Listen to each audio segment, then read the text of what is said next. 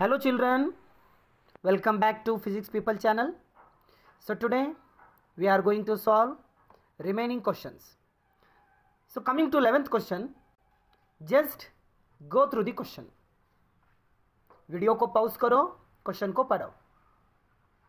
Okay, coming to solution. 11th solution. इधर देखो भाई, स्क्रीन में एक इमेज है. स्क्रीन ಮೇಲೆ ಒಂದು ಇಮೇಜ್ ಬರ್ತಾ ಇದೆ ನೋಡಿ. ಅಕಾರ್ಡಿಂಗ್ ಟು ಇಮೇಜ್ 1, ಇಮೇಜ್ 1 ಅನ್ನು ನೋಡಿಬಿಟ್ಟು ನಾನು ಏನಂತ ಬರೀಬಹುದು ಅಂದರೆ, at what height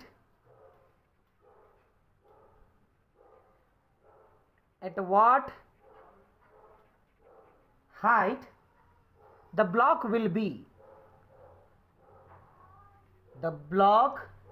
will be detached from hemisphere. Okay, ಹಾಗಾದರೆ ನಾನು ಎಚ್ ಅನ್ನು ಕ್ಯಾಲ್ಕುಲೇಷನ್ ಮಾಡಬೇಕು ಮಕ್ಕಳೇ, with respect to image 1. Image 2 ಕೋ ದೇಖೋ, ಸ್ಕ್ರೀನ್ ಮೇಲೆ ಇಮೇಜ್ 2 ಬರ್ತಾ ಇದೆ ನೋಡಿ ಮಕ್ಕಳೇ. ಎಸ್ ಇಮೇಜ್ 2 ಅನ್ನು ನೋಡಿ. ಇಮೇಜ್ 2 ಅನ್ನು ನೋಡಿದಾಗ ನಾನು ಏನಂತ ಬರಿಬೋದು ಅಂದರೆ, ಕಾಸ್ ಕಾಂಪೋನೆಂಟನ್ನು ತಗೋತೀನಿ, ನಾರ್ಮಲ್ ರಿಯಾಕ್ಷನನ್ನು ತಗೋತೀನಿ, ಇದನ್ನು ನಾನು ಸೆಂಟ್ರಿಪೆಟಲ್ ಫೋರ್ಸ್ಗೆ ಕಂಪೇರ್ ಮಾಡ್ತೀನಿ. ಹೌದಾ? ಈಗ ನೋಡಿ, ಆ ಆಬ್ಜೆಕ್ಟ್ ಏನಾದರೂ ಡಿಟ್ಯಾಚ್ ಆದರೆ ನಾರ್ಮಲ್ ರಿಯಾಕ್ಷನ್ ಏನಾಗ್ತದೆ ಅಂದರೆ 0 ಆಗ್ತದೆ ಮಕ್ಕಳೇ. Substitute n is equal to 0. mg cos theta is equal to mv square upon r होता है. m क्या होता है? कैंसल होता है. m cancel. मैं क्या लिख सकता हूँ? cos theta is equal to v square upon r into G. Call equation number 1. ठीक है भाई? Okay, next apply conservation of mechanical energy. Mechanical energy conservation law ಅನ್ನು ನೀವು ಅಪ್ಲೈ ಮಾಡಿ. ಹಾಗಾದರೆ ಏನಂತ ಬರಿಬೋದು ನಾನು ನೋಡಿ. ಎಸ್, ಏನಂತ ಬರಿಬೋದು? Initial kinetic energy plus initial potential energy is equal to final kinetic energy plus final potential energy ಅಂತ ಬರಿಬೋದು. ಹೌದಾ? ಫೈನಲ್ ಪೊಟೆನ್ಷಿಯಲ್ ಎನರ್ಜಿ ಅಂತ ಬರಿಬೋದು. ಕರೆಕ್ಟ್ ಇದೆ ಅಲ್ವಾ? ಕರೆಕ್ಟ್ ಇದೆಯಾ? Here K I will become 0. K I ಏನಾಗ್ತದೆ? 0 ಆಗ್ತದೆ. ಹೌದಾ? ಕ್ವಶನನ್ನು ನೀವು ಅಬ್ಸರ್ವೇಷನ್ ಮಾಡಿ. ಪಿ ಎಫ್ ಕೂಡ 0 ಆಗಿಬಿಡ್ತದೆ. So P I is equal to ಏನು? K F. ಹಾಗಾದರೆ ಹೇಳಿ ಏನಂತ ಬರೀಬೋದು? ಪಿ ಐ ಬೋಲೆ ತೋ M G R 1 minus cos theta. ಹೌದಾ? ಕೆ ಎಫ್ ಬೋಲೆ ತೋ kinetic energy final half mv square. m cancel. इसको मैं कैसे लिख सकता हूँ? 1 minus cos theta is equal to V square upon 2 into G R मैं लिख सकता हूँ. Call equation number 2. So next from 1 and 2. ನಾನೇನು ಬರಿಬೋದು? Look at here. ಇಕ್ವೇಷನ್ 2 ಅನ್ನು ಸ್ವಲ್ಪ ನಾನು ರಿಅರೇಂಜ್ಮೆಂಟ್ ಮಾಡ್ತೇನೆ. 2 into 1 minus cos theta is equal to v square upon g r ಅಂತ ಬರೆದ್ಬಿಟ್ಟು ಇಕ್ವೇಷನ್ 3 ಅಂತ ಹೇಳ್ತೇನೆ. ಫ್ರಮ್ 1 and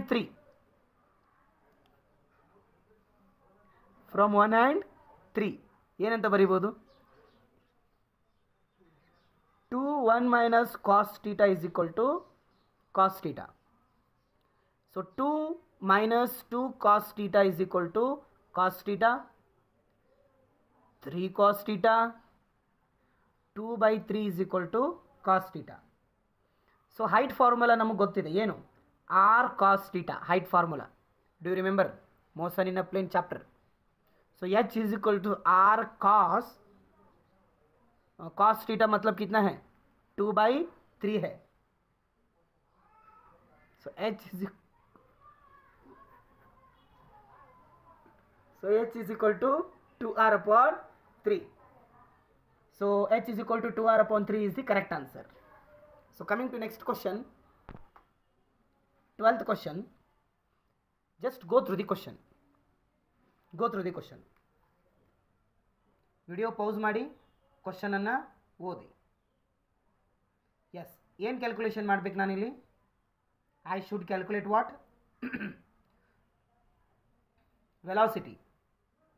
ವೆಲಾಸಿಟಿಯನ್ನು ಕ್ಯಾಲ್ಕುಲೇಷನ್ ಮಾಡಬೇಕಂತೆ. ಹೌದಾ? ಹಾಗಾದರೆ ಬನ್ನಿ ಕ್ಯಾಲ್ಕುಲೇಷನ್ ಮಾಡೋಣ. Velocity of the bullet I should calculate. So solution 12. Since the bullet gets embedded in wooden block, according to question, bullet ಏನಾಗ್ಲಿಕ್ಕತ್ತದಂದ್ರೆ ಆ ವುಡನ್ ಬ್ಲಾಕ್ ಮುಖಾಂತರ ಏನಾಗ್ಲಿಕ್ಕತ್ತದಂದ್ರೆ ಎಂಬೆಡೆಡ್ ಆಗಿ ಹೋಗ್ಲಿಕ್ಕತ್ತದ, ಅದ್ರ ಮುಖಾಂತರ ಹೋಗ್ಲಿಕ್ಕತ್ತದ. ಹಾಗಾದರೆ ಅದ್ರ ಮೊಮೆಂಟಮ್ ಏನಾಗ್ತದೆ ವಿದ್ಯಾರ್ಥಿಗಳೇ? ಅದ್ರ ಮೊಮೆಂಟಮ್ ಏನಾಗ್ಬಿಡ್ತದಂದ್ರೆ ಟ್ರಾನ್ಸ್ಫರ್ ಆಗಿಬಿಡ್ತದೆ. ಯಾರಿಗೆ ಟ್ರಾನ್ಸ್ಫರ್ ಆಗ್ತದೆ? ಬ್ಲಾಕು ಮತ್ತು ಬುಲೆಟ್ ಸಿಸ್ಟಮ್. ಹೌದಾ? So all its momentum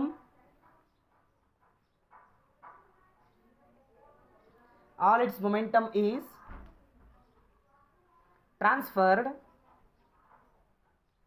to block plus bullet system. ಹೌದಾ? ಹಾಗಾದರೆ ನಾನು ಏನಂತ ಬರಿಬೋದು? Yes very good. ಏನಂತ ಬರಿಬೋದು ಅಂದರೆ,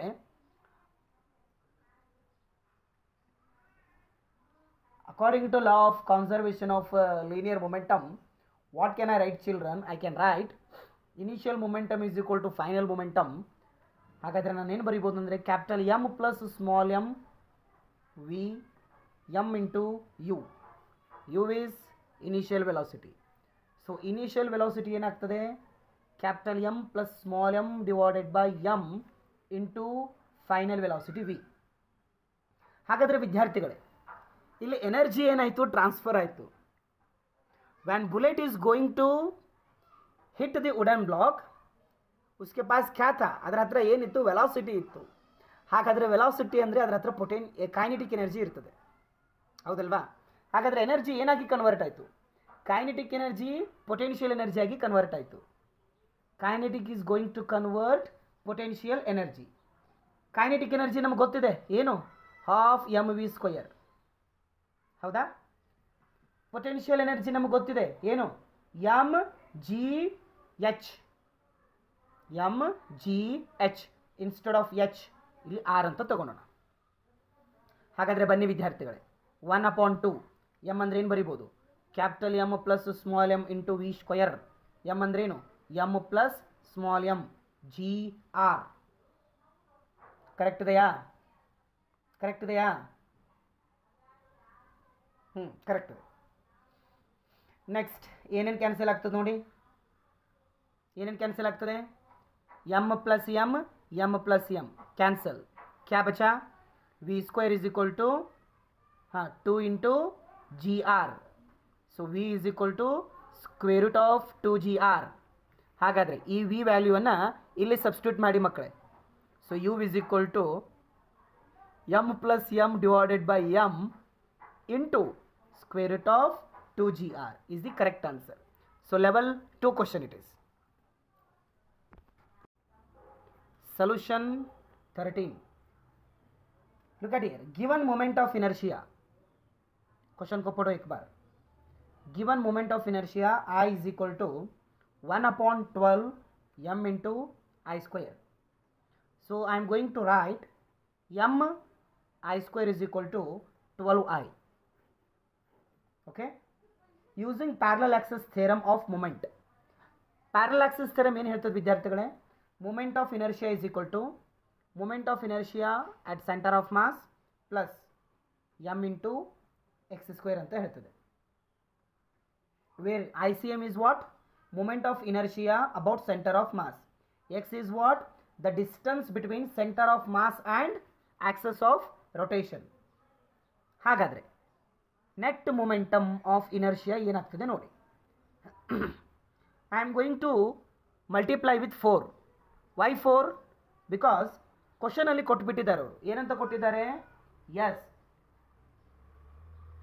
the square structure made by 4 such rods about a perpendicular axis to the plane ಅಂತ ಕೊಟ್ಬಿಟ್ಟಿದ್ದಾರೆ ಸೊ 4 ರಾಡ್ಸ್ ಅನ್ನು ಕೊಟ್ಟಿದ್ದಾರೆ ಅವರು so I am going to multiply with 4 ICM value कितना है दिया है 1/12 m इंटू आई स्क्वायर है m x x x कितना है x value how much yes very good x value is 1/2 here x is 1/2 so ಇದನ್ನ solve ಮಾಡಿ so we are going to get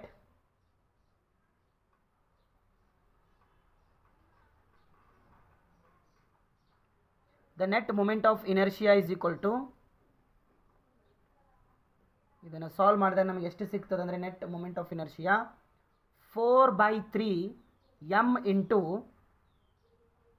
I square so 4/3 m into I square ಅಂದ್ರೇನು 12i ಇಲ್ಲಿದೆ ನೋಡಿ 12i 12 3 1 3 4 4 into 3 12 no 4 into 4 16 so 16i is the answer just go through the 14th question video को pause करो question को पढ़ो okay look at here moment of inertia of ring how much we know that m into r square okay so moment of inertia of ring is equal to m is given 10 r is given 1 10 into 1 square is equal to 10 kg metre square angular velocity कितना है angular velocity बोले तो angular displacement divided by time और ಕೊಟ್ಟಿದ್ದಾರೆ ಏನಂತ ಕೊಟ್ಟಿದ್ದಾರೆ 120 rotations per minute ಅಂತ ಹೇಳಿಬಿಟ್ಟಿದ್ದಾರೆ ಅವರು ಹಾಗಾದರೆ ನಾನು ಏನಂತ ಬರೀತೀನಿ ಅಂದರೆ 120 rotations divided by 60 into 2π ಒಂದು ರೊಟೇಷನ್ಗೆ ಎಷ್ಟು ಡಿಗ್ರಿ ಇರ್ತದೆ 360 ಡಿಗ್ರಿ ಇರ್ತದೆ ಸೊ 2 into π कोई ಶಾಕ್ ನೋ ಶಾಕ್ ಹಾಗಾದ್ರೆ ಏನಾಗ್ತದೆ 4π ರೇಡಿಯನ್ ಪರ್ ಸೆಕೆಂಡ್ ಆಗ್ತದೆ 16 4 it is 2 16 into 2 into 2 4π radian per second so change in angular momentum delta L is equal to I into omega final momentum minus initial momentum 0 है so delta L is equal to I का value मालूम है 10 है omega value 4π है सो कुल मिला के कितना होगा भाई बोलो भाई so delta L is equal to 40π होगा so we know that angular impulse so angular impulse ಏನಂತ ಬರೀಬಹುದು ನಾನು angular impulse not linear impulse it is angular impulse बोले तो tau into delta t is equal to change in angular momentum then tau is equal to delta L upon delta t so tau is equal to 40π upon 10 so tau is equal to कितना होगा 4π newton metre is the answer clear coming to next question 15th question just go through the question video को pause करो question को पढ़ो here we should calculate height is equal to how much Let a body is projected from the surface of the earth with velocity v and reaches maximum height h. So I should calculate this h is equal to how much. So according to law of conservation of mechanical energy, I should write water. Yes, kinetic energy बोले तो half m v square gravitational potential energy is equal to kinetic energy minus gravitational potential energy at the height h. Yes, we learned in theory classes. Here u is 0. u ಏನಾಗ್ತದೆ 0 ಆಗಿಬಿಡ್ತದೆ. ಯಾಕೆ 0 ಆಗ್ತದೆ? ಯಾಕಂದರೆ certain ಹೈಟ್ಗೆ reach ಆದಮೇಲೆ, maximum height reach ಆದಮೇಲೆ ಅದೇನಾಗ್ಬಿಡ್ತದೆ, velocity 0 ಆಗಿಬಿಡ್ತದೆ. ಇಲ್ಲಿ V ಅನ್ನು ನಾವು ಇನಿಷಿಯಲ್ ವೆಲಾಸಿಟಿ ಅಂತ ತಗೊಂಡಿದ್ದೀವಿ. So half M V square minus G M M upon R is equal to half M U square minus G M M upon R plus H. This term turn out to be 0. So what remains? Half M V square minus G M small M divided by R minus G M small M divided by R plus H. Okay, ನಾನೇನು ಮಾಡ್ಬೋದು ಇಲ್ಲಿ? M M M cancel ಮಾಡಿಬಿಡಿ. ಏನು ಉಳಿತದೆ? Half v square minus gm upon r is equal to minus gm r plus h. Okay, as per equation ಅನ್ನು ನೋಡಿಬಿಟ್ಟು ನಾನು ಏನಂತ ಬರಿಬೋದು? v is equal to ve upon 2 ಅಂತ ಕೊಟ್ಟಿದ್ದಾರೆ. ಸೊ ಎಸ್ಕೇಪ್ ವೆಲಾಸಿಟಿ ಇಕ್ವೇಷನ್ ನಮಗೆ ಗೊತ್ತಿದೆ, as we learned in theory classes. Yes or no? Yes. So v is equal to v e ಏನು ಮಾಡ್ಬೋದು? 1/2 square root of 2 G M upon r. V value ಸಿಕ್ತು. So ಇನ್ಯಾಕೆ ತಡ, substitute ಮಾಡಿ. Half V square ಅಂದರೆ ಇದನ್ನು square ಮಾಡಿ ಏನಾಗ್ತದೆ? ಸ್ಕ್ವೇರ್ ಮಾಡಿ ಏನಾಗ್ತದೆ ಹೇಳಿ? ಸ್ಕ್ವೇರ್ ಮಾಡಿದ್ರೆ ಏನಾಗ್ತದೆ ರೀ? ನೋಡಿಲಿ, V square is equal to 1/4 into 2 G M upon R. So 2 1 2 1 2 2 so 1/2 G M upon R. So V square value substitute ಮಾಡಿ, ಇಲ್ಲಿ ಸಬ್ಸ್ಟಿಟ್ಯೂಟ್ ಮಾಡಿ. ಏನಾಯಿತು? 1/2 G M upon R minus G M upon R minus G M upon R plus H. Correct ಇದೆಯಾ? Further simplification, G M upon 4r G M upon R minus G M upon R plus H. Correct ಇದೆ? ಹಾಗಾದರೆ ಇದನ್ನು solve ಮಾಡಿ. ಎಷ್ಟು ಬರ್ತದೆ? -3/4r. ಹೌದಾ? -3 ಅಂದರೆ ಇಲ್ಲಿ ಜಿ ಎಮ್ ತೆಗೆದುಬಿಡಿ. ಸೊ ಇದನ್ನು ಸಾಲ್ವ್ ಮಾಡಿ. 1/4r minus 1/r minus 3/4r is equal to ಇದು ಏನಾಗ್ತದೆ ಹೇಳಿ? -1/r ಪ್ಲಸ್ ಎಚ್ ಹೋತಾ है. So further simplification, minus minus cancel, cross multiplication 3 into r plus h, 3 into r plus h is equal to 3 into r plus h is equal to ಹೇಳಿ 4 into r. ಹೌದಾ? ಹಾಗಾದರೆ further simplification 3r plus 3h is equal to 4r. ಹಾಗಾದರೆ ಏನಾಗ್ತದೆ? 3h is equal to r. So h is equal to r/3 is the answer. And children, so coming to 16th question, yes, look at the question को पढ़ो. ಏನು calculation ಮಾಡಬೇಕು ಮಕ್ಕಳೇ? yes, I should calculate Young's modulus of the wire. Young's modulus of the wire ಅಂದರೆ mechanical properties of solids ಮೇಲೆ ಇರ್ತಕ್ಕಂಥ question ಇದು. ಹಾಗಾದರೆ ಸಾಲ್ವ್ ಮಾಡೋಣ ಬನ್ನಿ. We know that Young's modulus in general ಏನಂತ ಬರಿಬೋದು? ಸ್ಟ್ರೆಸ್ ಡಿವೈಡೆಡ್ ಬೈ ಸ್ಟ್ರೇನ್ ಅಂತ ನಾನು ತಗೋಬೋದು ಫಸ್ಟಿಗೆ. ಹೌದಾ? Stress in the wire, stress in the wire, stress ಅಂದ್ರೇನು? Force per unit area. F ಕೊಟ್ಟಿದ್ದಾರೆ 400, 10⁻⁻⁶ ಏರಿಯಾ ಕೊಟ್ಬಿಟ್ಟಿದ್ದಾರೆ. ಹೌದಲ್ವಾ? So newton per metre square. Strain, strain ಅಂದ್ರೆ ಏನು ಮಕ್ಕಳೇ? ಯಾರಾದರೂ ಹೇಳ್ತೀರಾ? ಏನು ಸ್ಟ್ರೇನ್ ಅಂದ್ರೇನು? Change in length divided by original length. Change in length ಕ್ವಶನಲ್ಲಿ ಓದಿ 1 ಮಿಲಿಮೀಟರ್ ಅಂತ ಕೊಟ್ಟಿದ್ದಾರೆ. 1 ಮಿಲಿಮೀಟರ್ ಬೋಲೆ ತೋ 1 × 10⁻³ ಮೀಟರ್. ಎಲ್ ಬೋಲೆ ತೋ ಒರಿಜಿನಲ್ ಲೆಂತ್. ಒರಿಜಿನಲ್ ಲೆಂತ್ ಎಷ್ಟಿದೆ ಮಕ್ಕಳೇ? ಎಸ್ 1 ಮೀಟರ್ ಇದೆ. ಹೌದಲ್ವಾ? So metre get cancel. Then go for calculation.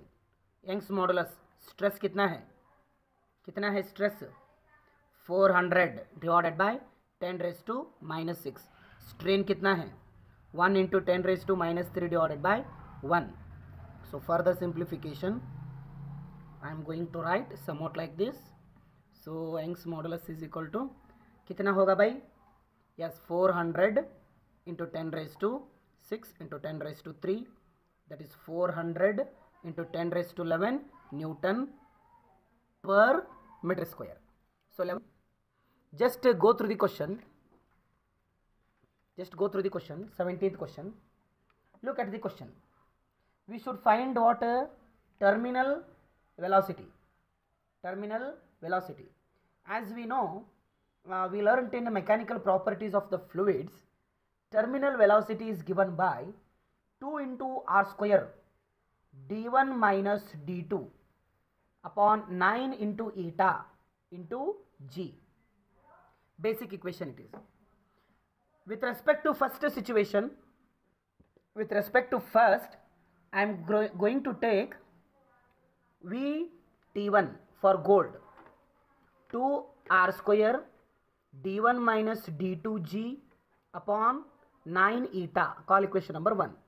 With respect to another sphere, that is silver, I will take Vt2, 2r square d1 minus d2 divided by 9 eta into g, call equation number 2. Equation 2 divided by equation 1. Vt2 divided by Vt1 is equal to, yes, Vt2 divided by Vt1 is equal to what I am going to write, children? Yes, d1 minus d2 divided by d1 minus d2. Yes, d1 minus d2 cancel ಆಗೋದಿಲ್ಲ, ಯಾಕಂದ್ರೆ this is for gold, this is for silver. Values are different, both will never cancel, children. ಎರಡು cancel ಆಗೋದಿಲ್ಲ, ಹೌದಾ? So ವ್ಯಾಲ್ಯೂವನ್ನು substitute ಮಾಡಿ. Vt2 divided by Vt1 given 0.2, d1 कितना है 10.5 minus 1.5 divided by 19.5 for gold को कितना है 19.5 है minus 1.5. So if you calculate means Vt2 is equal to 0.2 into 9 upon 18. So इसका आंसर कितना होगा 0.1 मीटर पर सेकेंड होगा. Understood? Okay. So coming to 18th question.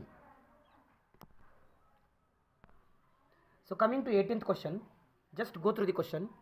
Video pause ಮಾಡಿ ಕ್ವಶನ್ ಅನ್ನು ಓದಿ. ಏನು ಕ್ಯಾಲ್ಕುಲೇಷನ್ ಮಾಡಬೇಕಂತ ಹೇಳಿದ್ದಾರೆ ಕ್ವಶನ್ ಅಲ್ಲಿ? Yes, how much amount of ice is going to melt? Mass I should calculate. So we know that basic formula, we know that heat lost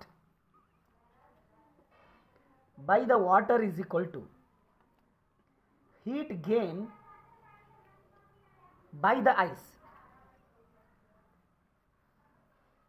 Thermal properties of matter chapter. Here m is given 80 gram.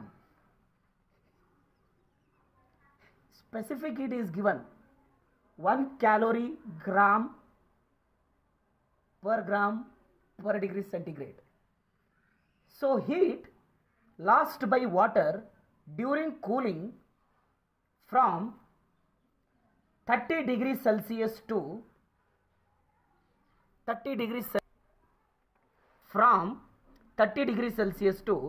0 degrees Celsius. So we know that delta H is equal to m into S into delta T. Yes, equation. So delta H is equal to mass 80, S 1, change in temperature 30 minus 0. So delta H is equal to 2400 calorie, call equation number 1. So heat gained by the ice, that is latent heat, m into L is equal to m1 into 80 calorie per gram. Call equation number 2. Here L is what? Latent heat of fusion. Okay. M1 is what? Mass of the ice is melted. This M1 we are going to calculate here from equation 1 and 2. From equation 1 and 2. What I am going to write, children? What I am going to write? Comparing equation 1 and 2, I will write 2400 is equal to 8 into M1. So M1 is equal to 2400 divided by 8. So 30 gram is the answer. 30 gram of ice is going to melt.